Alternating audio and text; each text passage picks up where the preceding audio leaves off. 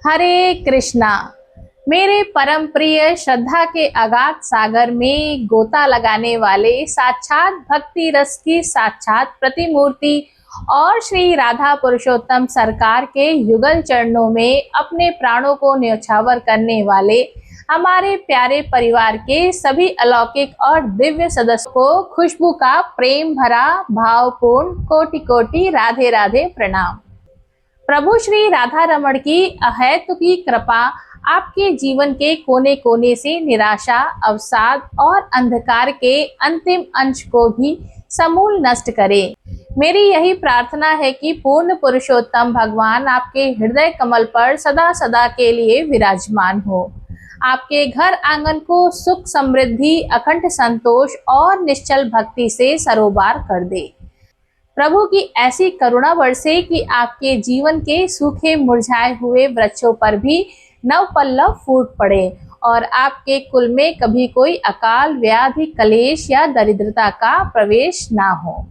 पिछले अध्याय में हमने उस रोंगटे खड़े कर देने वाले, हृदय को झकझोर देने वाले दिव्य प्रसंग का श्रवण किया था, जहां वृह नारदीय पुराण और ब्रह्मांडीय पुराण के गुप्त पन्नों से यह रहस्य प्रकट हुआ था।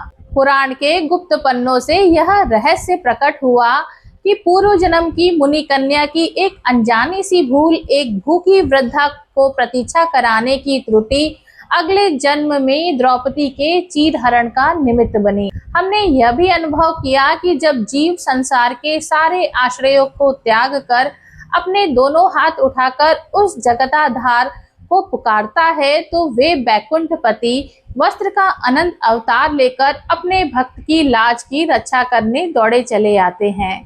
आज हम प्रवेश कर रहे हैं अध्याय 11 के उस महासमुद्र में, जहां कथा की लहरें इतनी गगनचुंबी हैं कि आपके नेत्रों से अश्रुधारा रुक नहीं पाएगी। आज की कथा केवल एक राजा या रानी की कहानी नहीं, यह कथा है घोर दरिद्रता के बीच धर्म की रक्षा की। यह कथा है तपस्या के अहंकार और साक्षात नारायण की लीला के द्वंद्व की। आज हम सुनेंगे कि काम्यक वन के उस घने भयानक सन्नाटे में पांडवों को सूर्यदेव से वह चमत्कारी अक्षय पात्र कैसे प्राप्त हुआ, जो कभी खाली नहीं होता था। परंतु उस अक्षय पात्र की एक अत्यंत कठोर शर्त थी, जिसने द्रौपदी की परीक्षा ली। हम जानेंगे कि जब दुर्योधन के कुटिल षड्यंत्र के कारण परम क्रोधी, जिनके एक शाप से इंद्र का सिंहासन डोल जाता था, वे महर्षि दुर्वासा अपने 10,000 शिष्यों के साथ आधी रात को पांडवों की कुटिया पर भूखे भूखे आ धमके। तब क्या हुआ? जब अक्षय पात्र धुल चुका था, कुटिया में अन्न का एक दाना शेष नहीं था और महर्षि दुर्वासा नदी पर स्नान करने आ गए थे। उस समय द्रौपदी के प्राण कैसे कंठ में आ गए थे, और फिर ब्रह्मांड के स्वामी श्री द्वारकाधीश ने किस प्रकार केवल एक चावल के दाने से और साग की एक पत्ती को ग्रहण करके न केवल उन 10,000 ऋषियों का, बल्कि चराचर ब्रह्मांड के समस्त जीवों का पेट एक क्षण में भर दिया था। आज की यह कथा साक्षात भगवान पुरुषोत्तम के मुखारविंद का अमृत है। अपने चित्त को संसार की समस्त अशांति, चिंताओं और मोबाइल के अन्य प्रपंचों से हटाकर अपने दोनों हाथों को हृदय पर रखिए, अपनी आंखें बंद कीजिए और इस दिव्य रस का पान करने के लिए पूरे आनंद से गाइए। हरे कृष्णा कृष्णा कृष्णा हरे हरे, हरे रामा रामा रामा हरे हरे। श्री नारायण बोले, हे देवर्षि नारद, अब एकाग्रचित होकर सुनो। जब पांडव अपना सब कुछ राजपाट, वैभव, दुग्ध धवल महल और सुख सुविधाएं जुए के उस अधर्मी खेल में हार कर वनवास को प्रस्थान कर गए, तब वे काम्यक वन के अत्यंत दुर्गम क्षेत्र में रहने लगे। वहां ना तो कोई मार्ग था, न कोई भवन, चारों ओर हिंसक पशुओं की दहाड़े, तीखी कांटे और विशालकाय वृक्षों की छाया थी। राजा युधिष्ठिर, जो कभी इंद्रप्रस्थ के रत्न जड़ित सिंहासन पर बैठते थे, अब कुशा के आसन पर बैठते थे। माता द्रौपदी, जिनके चरणों की दासी बनने के लिए देव कन्याएं तरसती थी, वे अब अपने सुकुमार हाथों से पत्थरों पर कंदमूल पीसती थीं। परंतु हे नारद, पांडवों की सबसे बड़ी विशेषता यह थी कि विपत्ति के इस महासागर में भी उन्होंने अपने धर्म का परित्याग नहीं किया। वे वन में भी प्रतिदिन यज्ञ करते, वेदों का पाठ करते और यदि कोई साधु, संत, याचक या अतिथि उनकी कुटिया पर आ जाता तो वे स्वयं भूखे रहकर भी उसे भोजन कराते थे। धीरे धीरे वन के उस एकांत में भी सैकड़ों ब्राह्मण और तपस्वी युधिष्ठिर की धर्म सभा में आकर बैठने लगे। अब युधिष्ठिर के सामने एक अत्यंत विकट समस्या खड़ी हो गई। वे राजा थे और एक राजा का धर्म है कि उसके द्वार से कोई याचक, विशेषकर कोई ब्राह्मण, कभी भूखा ना लौटे। परंतु वन में ना तो कोई भंडार था, ना कोई कोष। प्रतिदिन सैकड़ों महात्माओं के भोजन की व्यवस्था करना युधिष्ठिर के लिए असंभव होने लगा। वे रातों को सो नहीं पाते थे। वे सोचते थे, हे विधाता, यदि मेरे द्वार से कोई साधु भूखा लौट गया तो मेरे इस जीवन का, मेरी इस धर्म निष्ठा का क्या लाभ। भगवान श्री कृष्ण स्वयं इस प्रसंग की गहराई को समझाते हुए अर्जुन से कहते हैं, हे धनंजय, संसार में सबसे बड़ा दुख क्या है? धन का चले जाना दुख नहीं है, राज्य का नष्ट होना भी दुख नहीं है। सबसे बड़ा दुख तब होता है जब एक धर्मनिष्ठ व्यक्ति के द्वार पर कोई भूखा जीव आशा लेकर आता है और वह असमर्थता के कारण उसे कुछ नहीं दे पाता। हे कुंती पुत्र, इसे एक दृष्टांत से समझो। एक मरुस्थल में एक अत्यंत प्यासा पथिक कई दिनों से भटक रहा था। उसकी जीभ सूख कर कांटा हो चुकी थी। उसके पैर छालों से भर गए थे। दूर उसे एक सुंदर सरोवर दिखाई दिया जहां शीतल जल बह रहा था। वह अपनी अंतिम शक्ति बटोरकर उस सरोवर के पास पहुंचा, परंतु जैसे ही उसने जल पीने के लिए अंजलि बनाई, वह सरोवर अंतर्ध्यान हो गया। वह केवल एक मृत तृष्णा थी, एक छलावा था। उस क्षण उस प्यासे पथिक के हृदय पर जो आघात लगता था, जो गहरी वेदना होती थी, वैसी ही वेदना एक दाता को तब होती है जब उसकी कुटिया पर कोई याचक आए और उसकी झोली खाली रह जाए। युधिष्ठिर की स्थिति उस समय उस मरुस्थल के विवश सरोवर जैसी ही हो गई थी, जो चाह कर भी ब्राह्मणों की तृष्णा को शांत नहीं कर पा रहा था। युधिष्ठिर के इस महान दुख को देखकर उनके पुरोहित महर्षि धौम्य ने उन्हें एक उपाय बताया। उन्होंने कहा, हे धर्मराज, अन्न और प्राण के साक्षात देवता सूर्य देव हैं। चराचर ब्रह्मांड को ऊर्जा और पोषण देने वाले वही जग चक्षु हैं। तुम उनकी शरण में जाओ, वे तुम्हारी इस सात्विक चिंता को अवश्य दूर करेंगे। महर्षि धौम्य के कथनानुसार राजा युधिष्ठिर ने गंगा के तट पर खड़े होकर जल में प्रवेश कर केवल वायु का भक्षण करते हुए सूर्य देव की घोर तपस्या आरंभ की। उन्होंने सूर्य देव के 108 नामों का जप किया। युधिष्ठिर के निष्कपट और निस्वार्थ भक्ति से प्रसन्न होकर साक्षात भगवान सूर्य नारायण अपने विमान पर रथ होकर सवार होकर प्रकट हो गए। उनका तेज ऐसा था कि मानो हजारों बिजली एक साथ चमक उठी हो। सूर्य देव ने मुस्कुराते हुए कहा, हे निष्पाप धर्मराज, मैं तुम्हारी धर्म निष्ठा से अत्यंत प्रसन्न हूँ। तुम अपनी प्रजा और अतिथि ब्राह्मणों को भोजन कराने के लिए चिंतित हो। यह एक श्रेष्ठ राजा का लक्षण है। मैं तुम्हें तांबे का एक अलौकिक पात्र प्रदान कर रहा हूँ। इस पात्र का नाम है अक्षय पात्र। सूर्य देव ने उस पात्र को युधिष्ठिर के हाथों में सौंपते हुए उसकी गोपनीय शर्त बताई। हे युधिष्ठिर, इस पात्र की महिमा यह है कि इसके भीतर जो भी कंद, मूल, फल या शाक अन्न डाला जाए, वह तब तक अनंत गुना बढ़ता रहेगा जब तक कि तुम्हारी पत्नी द्रौपदी स्वयं भोजन नहीं कर लेती। द्रौपदी के भोजन करने से पूर्व इस पात्र से तुम हजारों लाखों या अनंत कोटि जीवों को भी भोजन कराओगे तो भी इसका भोजन समाप्त नहीं होगा। परंतु स्मरण रहे, जैसे ही द्रौपदी ने भोजन करके इस पात्र को मांझ कर रख दिया, उस दिन के लिए इसकी शक्ति समाप्त हो जाएगी। पुनः अगले दिन सूर्योदय के बाद ही यह अन्न प्रदान करेगा। यह अद्भुत वरदान पाकर युधिष्ठिर की प्रसन्नता की सीमा न रही। वे अक्षय पात्र लेकर कुटिया में आ गए। अब पांडवों के जीवन में एक अद्भुत क्रम आरंभ हुआ। द्रौपदी प्रतिदिन रसोई बनाती, उसे अक्षय पात्र में रखती और फिर युधिष्ठिर सबसे पहले वहां उपस्थित सहस्त्रों ब्राह्मणों को भोजन परोसते। उसके बाद चारों भाई भोजन करते, फिर युधिष्ठिर स्वयं पाते और सबसे अंत में माता द्रौपदी उस महाप्रसाद को ग्रहण करती। द्रौपदी के भोजन करते ही वह पात्र सामान्य तांबे का बर्तन बन जाता।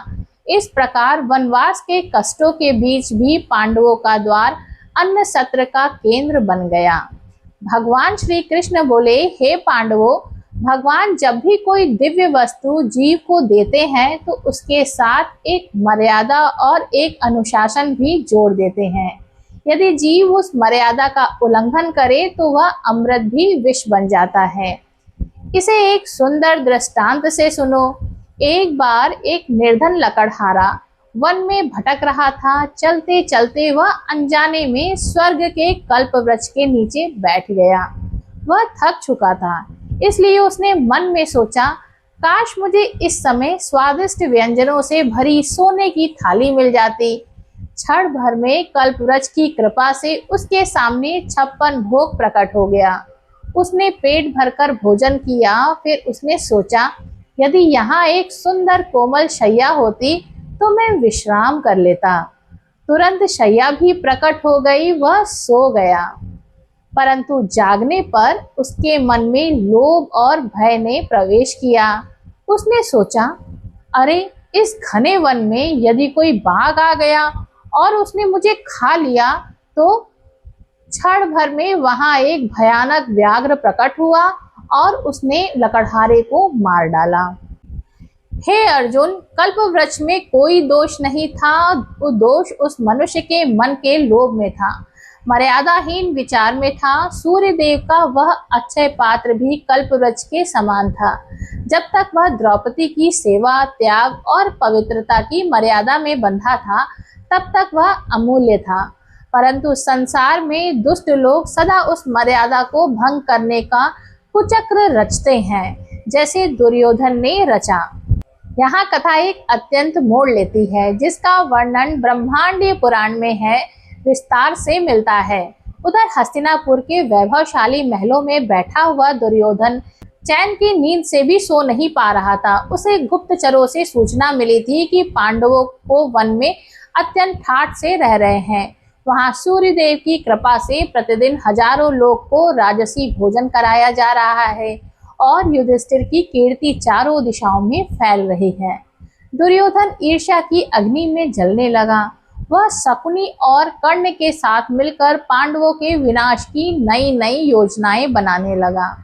उसी समय हस्तिनापुर में साक्षात रुद्र के अवतार, अत्यंत क्रोधी और तेजस्वी महर्षि दुर्वासा अपने 10,000 शिष्यों के साथ पधारे। दुर्योधन अत्यंत चतुर था। उसने सोचा कि महर्षि दुर्वासा को यदि प्रसन्न कर लिया जाए तो उनकी क्रोधाग्नि से पांडवों को भस्म कराया जा सकता है। दुर्योधन ने महर्षि और उनके सभी शिष्यों को ऐसी सेवा की जैसी आज तक किसी ने नहीं की थी। उसने स्वयं पैर धोए, ऋतु के अनुसार व्यंजन बनवाए और महर्षि के क्रोध स्वभाव को सहते हुए हाथ जोड़कर खड़ा रहा। दुर्वासा ऋषि दुर्योधन की सेवा से अत्यंत संतुष्ट हुए। उन्होंने प्रस्थान करते समय कहा, हे दुर्योधन, मैं तुम्हारी परिचर्या से बहुत प्रसन्न हूँ। मांगो, क्या वरदान मांगते हो? दुर्योधन ने मन ही मन में अत्यंत क्रूर मुस्कान बिखेरी। उसने हाथ जोड़कर अत्यंत विनीत स्वर में कहा, हे मुनि श्रेष्ठ, आपकी कृपा मुझ पर बनी रहे, यही मेरा वरदान है। परंतु मेरी एक छोटी सी प्रार्थना है। हमारे बड़े भाई युधिष्ठिर अपने भाइयों और द्रौपदी के साथ काम्यक वन में निवास कर रहे हैं। वे संतों के परम भक्त हैं। मेरी इच्छा है कि जैसी कृपा आपने मुझ पर की है वैसी ही कृपा आप अपने इन 10,000 शिष्यों के साथ उनके आश्रम पर भी करें। वे आपकी सेवा करके धन्य हो जाएंगे।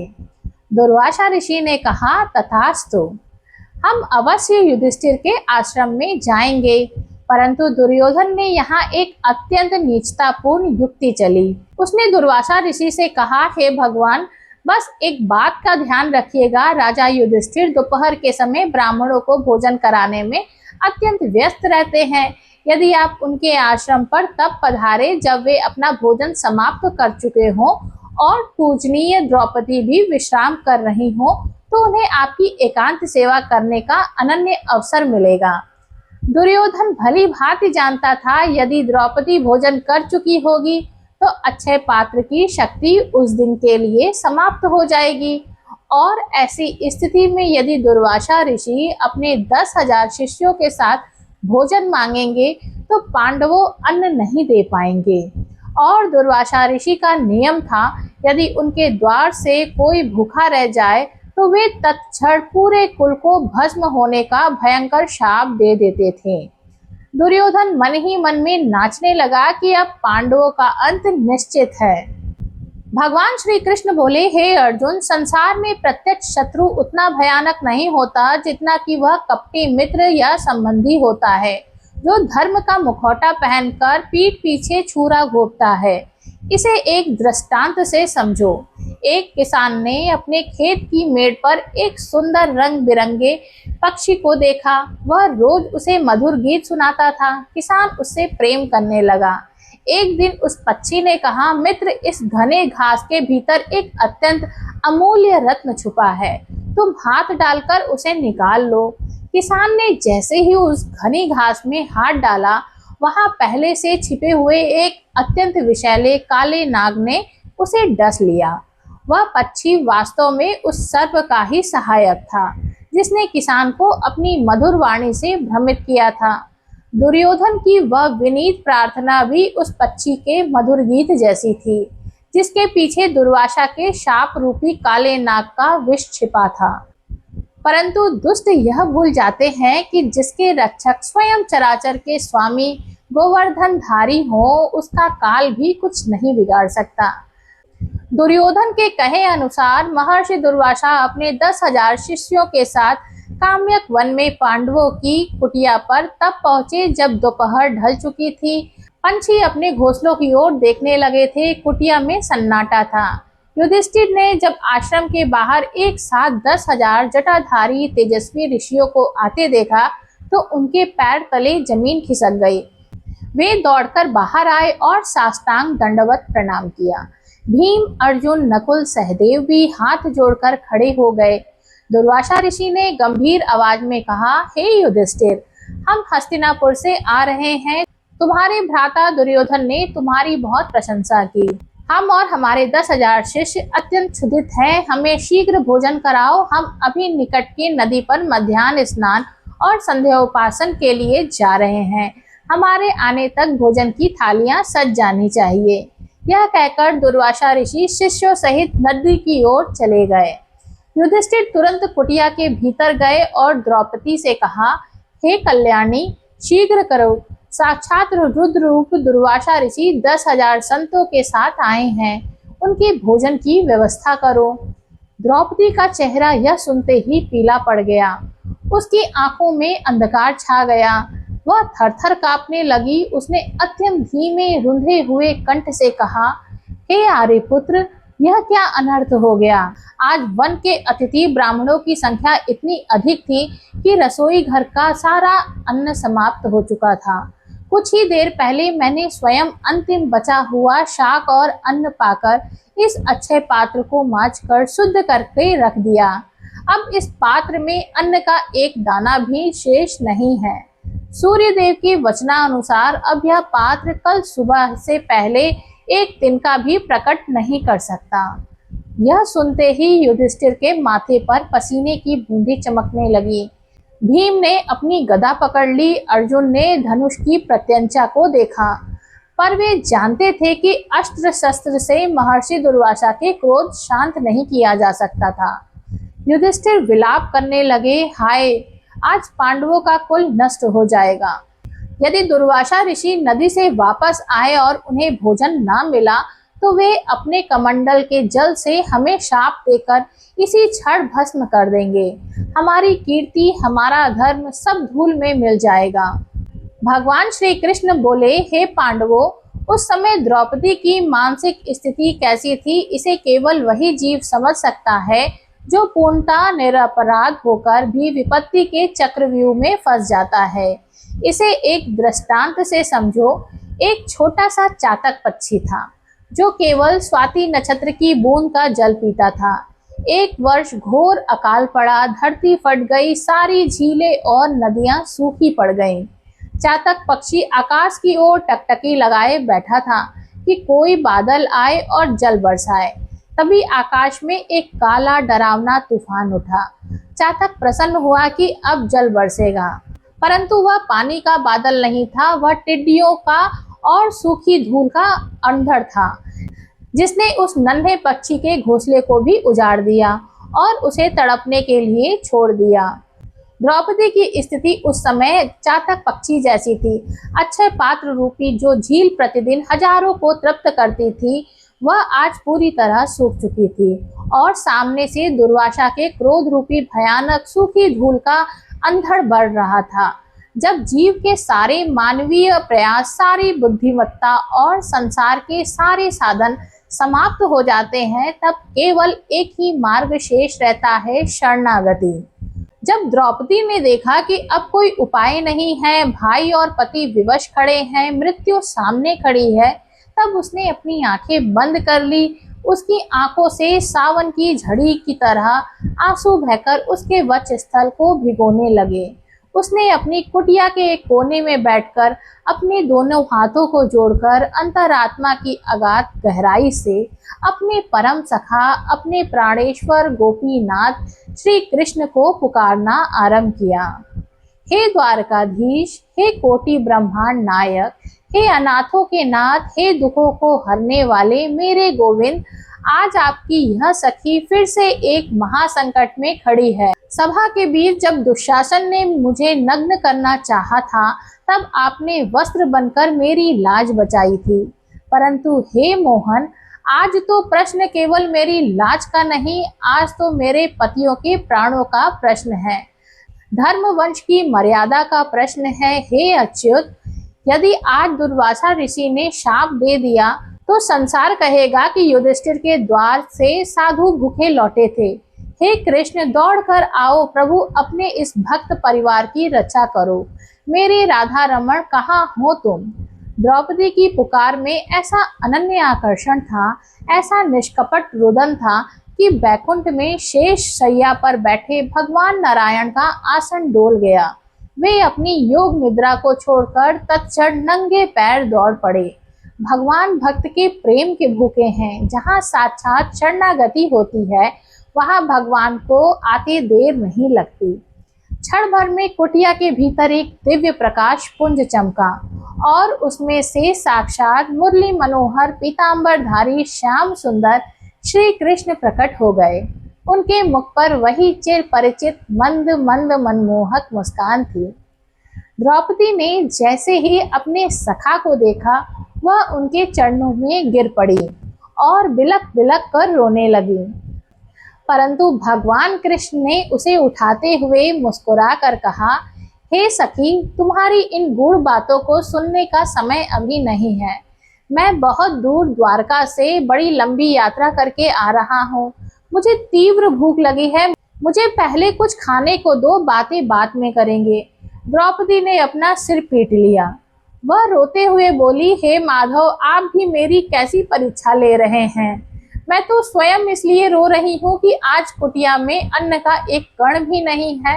मैंने अक्षय पात्र धोकर रख दिया, मैं आपको कहाँ से भोजन दूँ? श्री कृष्ण ने हंसते हुए कहा, कृष्णा, तुम झूठ बोल रही हो। लाओ पहले वह अक्षय पात्र मुझे दिखाओ। साक्षात अन्नपूर्णा जिसके घर में हो, वह भूखा कैसे रह सकता है? भगवान श्री कृष्ण स्वयं रसोई में गए और उन्होंने दीवार पर टंगे हुए उस तांबे के अक्षय पात्र को नीचे उतारा। उन्होंने अपनी दिव्य उंगलियों से उस पात्र के कोनों को टटोलना आरंभ किया। चराचर ब्रह्मांड के स्वामी, जिनके एक संकल्प से अनंत ब्रह्मांडों का पालन होता है, वे आज एक बर्तन के कोने में अन्न ढूंढ रहे थे। अचानक श्री कृष्ण की उंगली में पात्र के कंठ के पास एक छोटा सा अनधुला चावल का दाना और उसके साथ चिपकी हुई साग की एक छोटी सी पत्ती आ गई। वह दाना इतना सूक्ष्म था कि सामान्य आंखों से दिखाई भी न दे। श्री कृष्ण का चेहरा खिल उठा। वे बालक की भांति प्रसन्न होकर बोले, देखो सखी, तुम कहती थी कि कुछ भी नहीं है, यह क्या है? यह तो साक्षात अमृतान्नम है। यह कहकर भगवान श्री कृष्ण ने उस छोटे से चावल के दाने को और साग की पत्ती को अपने मुखार विंद में रख लिया। जैसे ही वह दाना प्रभु के कंठ से नीचे उतरा, भगवान ने एक गहरी तृप्त डकार ली। उन्होंने अपने पेट पर हाथ फेरते हुए कहा, आहा, इस भोजन से मेरा हृदय तृप्त हो गया, मैं पूर्ण रूप से संतुष्ट हूँ। हे नारद, अब सुनो उस परम विस्मयकारी रहस्य को, जिसका वर्णन साक्षात पुराणों में कांपते हुए शब्दों में किया गया है। जैसे ही ब्रह्मांड के केंद्र अखिल कोटि ब्रह्मांड नायक श्री कृष्ण तृप्त हुए, वैसे ही चराचर ब्रह्मांड के समस्त जीवों का पेट एक क्षण में भर गया। उधर नदी के शीतल जल में खड़े होकर जब महर्षि दुर्वासा और उनके 10,000 शिष्य अघम्मर्षण सूक्त का पाठ कर रहे थे, तभी अचानक उन सभी को ऐसा अनुभव हुआ कि जैसे उनका पेट गले तक भोजन से भर गया हो। उन्हें ऐसी तीव्र डकारें आने लगी जैसे उन्हें अभी अभी 56 भोग खाए हों।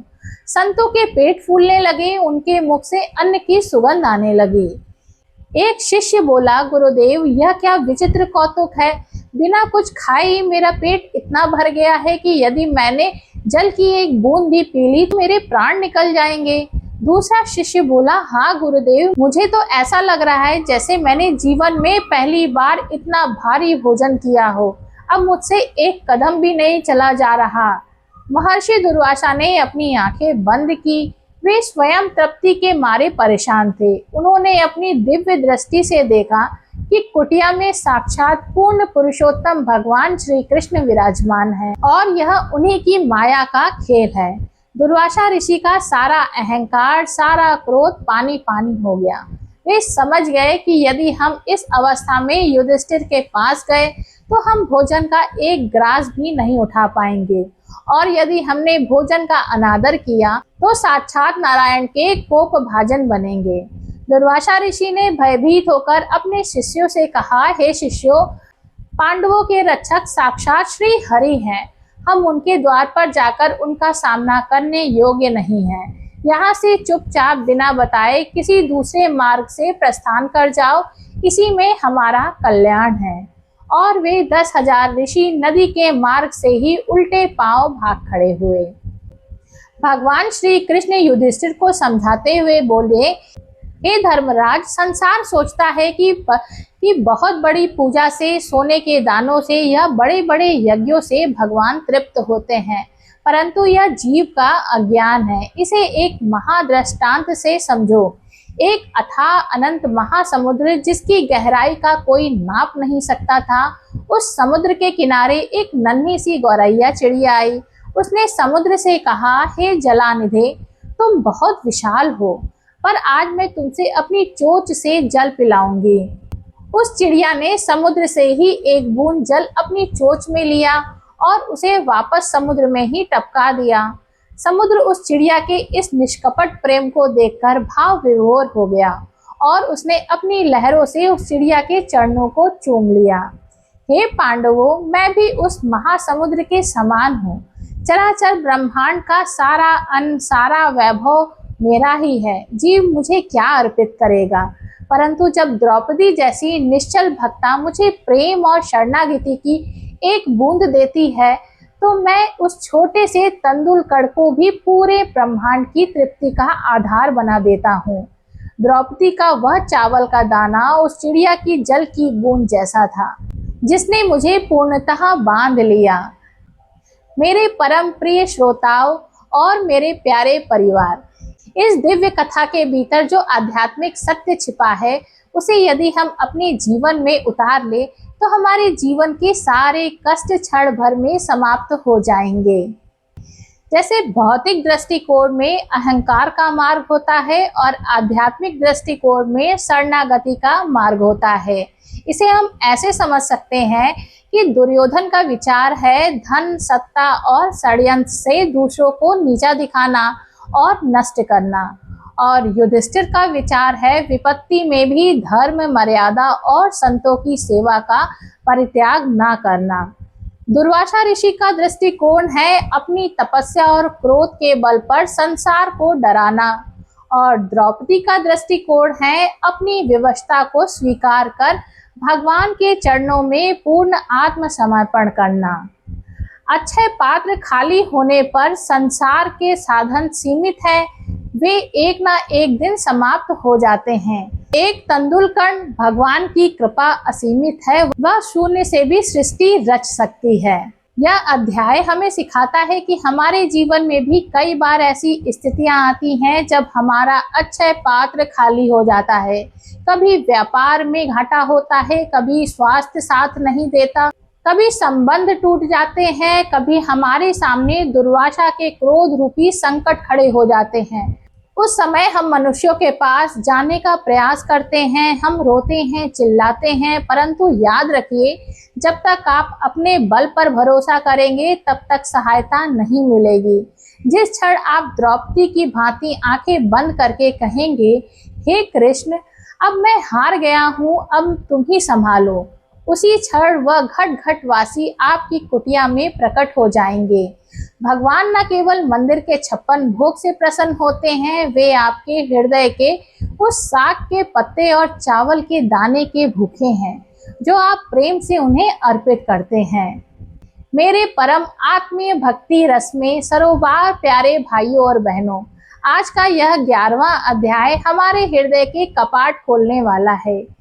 यदि काम्यक वन की इस कथा ने द्रौपदी के उस निश्चल रुदन और हमारे प्यारे ठाकुर जी के इस अद्भुत लीला ने आपके हृदय को छुआ हो, यदि आपकी आंखों के कोने से भी प्रभु की इस अहेतु की करुणा को याद करके भीग गए हो, तो कमेंट बॉक्स को सूना मत छोड़िएगा।